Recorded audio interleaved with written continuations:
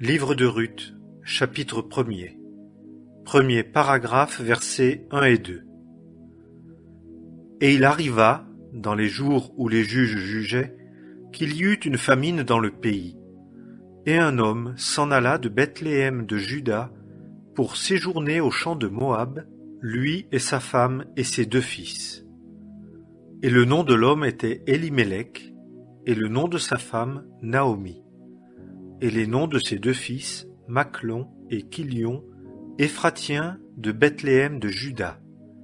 Et ils vinrent au champ de Moab, et ils demeurèrent là. Deuxième paragraphe, versets 3 à 5. Et Élimélec, mari de Naomi, mourut.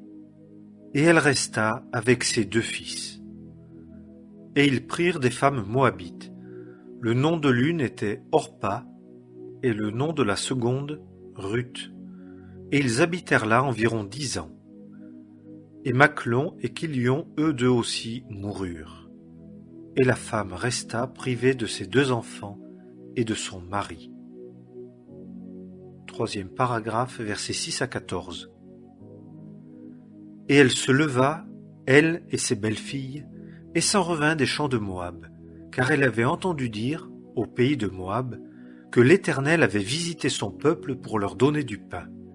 Et elle partit du lieu où elle était, et ses 2 belles-filles avec elle, et elles se mirent en chemin pour retourner dans le pays de Juda. Et Naomi dit à ses 2 belles-filles, « Allez, retournez chacune dans la maison de sa mère. Que l'Éternel use de bonté envers vous, comme vous avez fait envers les morts et envers moi. L'Éternel vous donne de trouver du repos, chacune dans la maison de son mari. » Et elle les baisa, et elles élevèrent leur voix et pleurèrent. Et elles lui dirent, « Non, mais nous retournerons avec toi vers ton peuple. » Et Naomi dit, « Retournez, mes filles, pourquoi iriez-vous avec moi? Ai-je encore des fils dans mon sein, de sorte qu'ils soient vos maris? Retournez, mes filles, allez, car je suis trop vieille pour être un mari. Si je disais que j'en ai l'espérance, qu'en cette nuit même je serais un mari, et que même j'enfanterais des fils, attendriez-vous pour cela jusqu'à ce qu'ils fussent grands? Resteriez-vous pour cela sans être un mari? Non, mes filles, car je suis dans une plus grande amertume que vous, car la main de l'Éternel s'est étendue contre moi. » Et elles élevèrent leur voix et pleurèrent encore. Et Orpa baisa sa belle-mère, mais Ruth s'attacha à elle. Quatrième paragraphe, versets 15 à 21. Et Naomi dit, « Voici, ta belle-sœur est retournée vers son peuple et vers ses dieux.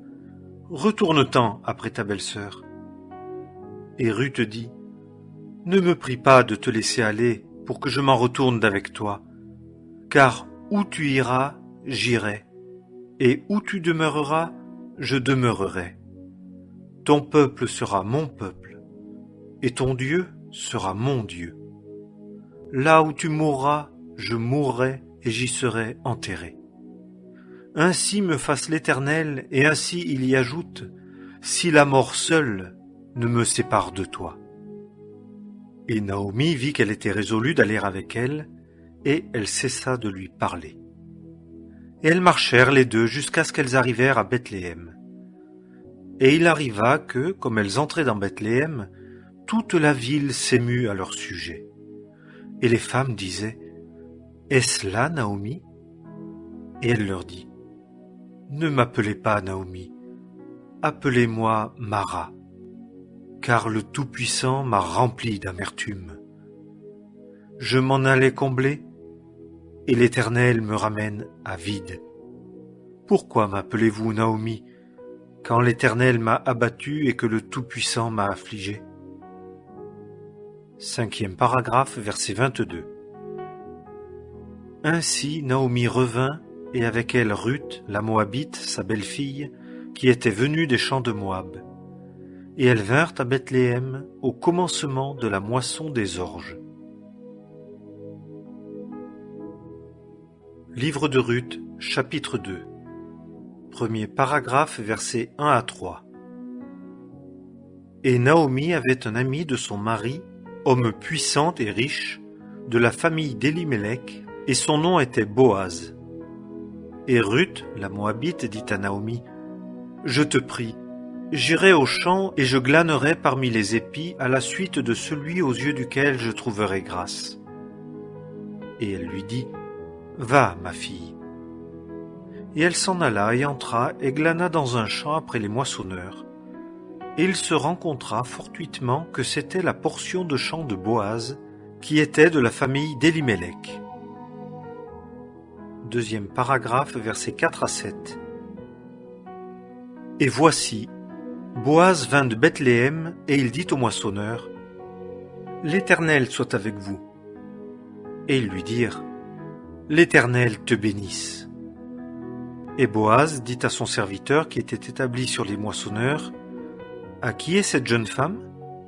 Et le serviteur qui était établi sur les moissonneurs répondit et dit, « C'est la jeune Moabite qui est revenue avec Naomi des champs de Moab, et elle nous a dit, « Permettez que je glane et que je ramasse entre les gerbes après les moissonneurs. » Et elle est venue et est demeurée depuis le matin jusqu'à 7 heures. Ce qu'elle a été assise dans la maison est peu de chose. Troisième paragraphe, versets 8 à 16. Et Boaz dit à Ruth, « Tu entends, n'est-ce pas, ma fille? Ne va pas glaner dans un autre champ, et ne t'en va pas non plus d'ici, mais tiens-toi ici, auprès de mes jeunes filles. Aie les yeux sur le champ qu'on moissonne, et va après elles. N'ai-je pas commandé aux jeunes hommes de ne pas te toucher? Et si tu as soif, tu iras au vase, et tu boiras de ce que puisent les jeunes hommes. » Et elle tomba sur sa face, et se prosterna contre terre, et lui dit, « Pourquoi ai-je trouvé grâce à tes yeux, que tu me reconnaisses, et je suis une étrangère ?» Et Boaz répondit et lui dit, « Tout ce que tu as fait pour ta belle-mère après la mort de ton mari m'a été rapporté. Et comment tu as quitté ton père et ta mère et le pays de ta naissance, et tu es venu vers un peuple que tu ne connaissais pas auparavant. Que l'Éternel récompense ton œuvre, et que ton salaire soit entier de la part de l'Éternel, le Dieu d'Israël, sous les ailes duquel tu es venu t'abriter. » Et elle dit, « Mon Seigneur, que je trouve grâce à tes yeux, car tu m'as consolé, et tu as parlé au cœur de ta servante, et pourtant je ne suis pas comme une de tes servantes. » Et au temps du repas, Boaz lui dit, « Approche-toi ici et mange du pain et trempe ton morceau dans le vinaigre. » Et elle s'assit à côté des moissonneurs, et il lui tendit du grain rôti. Et elle mangea et fut rassasiée, et en laissa de reste. Et elle se leva pour glaner. Et Boaz commanda à ses jeunes hommes, disant, « Qu'elle glane même entre les gerbes, et ne lui en faites pas de reproche. Et vous tirerez aussi pour elle quelques épis, des poignets, et vous les laisserez, et elle les glanera, et vous ne l'en reprendrez pas. » Quatrième paragraphe, versets 17 à 23. Et elle glana dans le champ jusqu'au soir, et elle bâtit ce qu'elle avait glané, et il y eut environ 1 épha d'orge. Et elle le chargea sur elle, et vint à la ville, et sa belle-mère vit ce qu'elle avait glané. Et elle sortit ce qu'elle avait laissé de reste après avoir été rassasiée, et le lui donna. Et sa belle-mère lui dit, « Où as-tu glané aujourd'hui, et où as-tu travaillé? Béni soit celui qui t'a reconnu. » Et elle raconta à sa belle-mère chez qui elle avait travaillé, et dit, « Le nom de l'homme chez qui j'ai travaillé aujourd'hui est Boaz. » Et Naomi dit à sa belle-fille, « Béni soit-il de l'Éternel, qui n'a pas discontinué sa bonté envers les vivants et envers les morts. » Et Naomi lui dit, « L'homme nous est proche parent, il est de ceux qui ont sur nous le droit de rachat. » Et Ruth, la Moabite, dit, « Même il m'a dit, tiens-toi près de mes jeunes hommes jusqu'à ce qu'ils aient achevé toute la moisson que j'ai. » Et Naomi dit à Ruth, sa belle-fille, « Il est bon, ma fille, que tu sortes avec ces jeunes filles, et qu'on ne te rencontre pas dans un autre champ. » Et elle se tint auprès des jeunes filles de Boaz pour glaner, jusqu'à ce que la moisson des orges et la moisson des froments fût achevée. Et elle habitait avec sa belle-mère. Livre de Ruth, chapitre 3. Premier paragraphe, versets 1 à 5. Et Naomi, sa belle-mère, lui dit : « Ma fille, ne te chercherai-je pas du repos afin que tu sois heureuse ? Et maintenant, Boaz, avec les jeunes filles duquel tu as été, n'est-il pas de nos amis ? Voici, il vanne cette nuit les orges dans l'air. Lave-toi donc, et oins-toi, et mets sur toi tes habits, et descends dans l'air. Ne te fais pas connaître à l'homme jusqu'à ce qu'il ait achevé de manger et de boire. Et lorsqu'il se couchera, alors tu remarqueras le lieu où il se couche, et tu entreras, et tu découvriras ses pieds, et tu te coucheras. Et lui te fera connaître ce que tu auras à faire. Et elle lui dit : Tout ce que tu as dit, je le ferai. Deuxième paragraphe, versets 6 à 13. Et elle descendit à l'air, et fit selon tout ce que sa belle-mère lui avait commandé. Et Boaz mangea et but, et son cœur devint gai, et il alla se coucher au bout du tas des gerbes. Et elle vint tout doucement, et découvrit ses pieds, et se coucha. Et il arriva au milieu de la nuit que l'homme eut peur et se tourna. Et voici, une femme était couchée à ses pieds. Et il dit : Qui es-tu ? Et elle dit : Je suis Ruth, ta servante. Et étends ton aile sur ta servante, car tu as le droit de rachat. Et il dit : Béni sois-tu de l'Éternel, ma fille. Tu as montré plus de bonté à la fin qu'au commencement, en ce que tu n'es pas allé après les jeunes hommes, pauvres ou riches. Et maintenant, ma fille, ne crains pas. Tout ce que tu me dis, je le ferai pour toi. Car toute la porte de mon peuple sait que tu es une femme vertueuse. Et maintenant, il est bien vrai que j'ai le droit de rachat. Toutefois, il y en a un qui a le droit de rachat et qui est plus proche que moi. Passe ici la nuit, et s'il arrive que le matin il veuille te racheter, c'est bien qu'il le fasse. Et s'il ne lui plaît pas de te racheter, l'Éternel est vivant que je le ferai, moi. Reste couché jusqu'au matin. Troisième paragraphe, versets 14 à 18.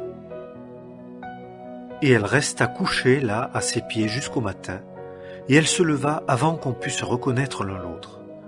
Et il dit : Qu'on ne sache pas qu'une femme est venue dans l'air. Et il lui dit : Donne le manteau qui est sur toi, et tiens-le. Et elle le tint, et il mesura 6 mesures d'orge, et les mit sur elle. Et il entra dans la ville. Et elle vint vers sa belle-mère, et celle-ci dit : Qui es-tu, ma fille ? Et elle lui raconta tout ce que l'homme avait fait pour elle. Et elle dit : Il m'a donné ces 6 mesures d'orge, car il m'a dit : Tu n'iras pas à vide vers ta belle-mère. Et Naomi dit : Demeure, ma fille, jusqu'à ce que tu saches comment l'affaire tournera. Car l'homme n'aura pas de repos qu'il n'ait terminé l'affaire aujourd'hui. Livre de Ruth, chapitre 4. Premier paragraphe, versets 1 à 6. Et Boaz monta à la porte et s'assit là. Et voici, celui qui avait le droit de rachat et dont Boaz avait parlé, vint à passer. Et il dit : Toi, un tel, détourne-toi, assieds-toi ici. Et il se détourna et s'assit. Et Boaz prit 10 hommes des anciens de la ville et dit : Asseyez-vous ici. Et ils s'assirent. Et il dit à celui qui avait le droit de rachat : Naomi, qui est revenue des champs de Moab, vend la pièce de terre qui était à notre frère Élimélec. Et moi je me suis dit : Je t'en informerai, et je te dirai : Achète-la en la présence des habitants et en la présence des anciens de mon peuple. Si tu veux racheter, rachète. Et si tu ne veux pas racheter, déclare-le-moi, afin que je le sache, car il n'y a personne que toi pour racheter, et moi je suis après toi. Et il dit : Je rachèterai. Et Boaz dit, au jour que tu achèteras le champ de la main de Naomi, tu l'achèteras aussi de Ruth, la Moabite, femme du défunt, pour relever le nom du défunt sur son héritage. Et celui qui avait le droit de rachat dit, je ne puis pas le racheter pour moi, de peur que je ne ruine mon héritage. Use, toi, de mon droit de rachat, car je ne puis racheter. Deuxième paragraphe, versets 7 à 12. Or, c'était jadis une coutume en Israël, en cas de rachat et d'échange, que, pour confirmer toute affaire, l'un ôtait sa sandale et la donnait à l'autre. C'était là une coutume en Israël. Et celui qui avait le droit de rachat dit à Boaz, « Achète pour toi. » Et il ôta sa sandale. Et Boaz dit aux anciens et à tout le peuple, « Vous êtes aujourd'hui témoins que j'ai acheté de la main de Naomi tout ce qui était à Élimélec et tout ce qui était à Kilion et à Machlon, et aussi que je me suis acquis pour femme Ruth, la Moabite, la femme de Machlon, pour relever le nom du défunt sur son héritage, afin que le nom du défunt ne soit pas retranché d'entre ses frères et de la porte de son lieu. Vous en êtes témoins aujourd'hui. » Et tout le peuple qui était à la porte et les anciens dirent, « Nous en sommes témoins. Fasse l'Éternel que la femme qui entre dans ta maison soit comme Rachel et comme Léa, qui toutes deux ont bâti la maison d'Israël. Et deviens puissant dans Ephrata, et fais-toi un nom dans Bethléem. Et que, de la postérité que l'Éternel te donnera de cette jeune femme, ta maison soit comme la maison de Péretz, que Tamar enfanta à Juda. » Troisième paragraphe, versets 13 à 17. Et Boaz prit Ruth, et elle fut sa femme. Et il vint vers elle, et l'Éternel lui donna de concevoir, et elle enfanta un fils. Et les femmes dirent à Naomi, « Béni soit l'Éternel, qui ne t'a pas laissé manquer aujourd'hui d'un homme qui ait le droit de rachat, et que son nom soit nommé en Israël. Et il sera pour toi un restaurateur de ton âme et un soutien de ta vieillesse. Car ta belle-fille qui t'aime l'a enfanté, elle qui vaut mieux pour toi que 7 fils. » Et Naomi prit l'enfant et le mit dans son sein, et elle lui tint lieu de nourrice. Et les voisines lui donnèrent un nom, disant, « Un fils est né à Naomi. » Et elles l'appelèrent du nom d'Obed. Ce fut le père d'Isaïe, père de David. Quatrième paragraphe, versets 18 à 22. Et ce sont ici les générations de Péretz. Péretz engendra Hetzron, et Hetzron engendra Ram, et Ram engendra Aminadab, et Aminadab engendra Nachshon, et Nachshon engendra Salma, et Salmon engendra Boaz, et Boaz engendra Obed, et Obed engendra Isaïe, et Isaïe engendra David.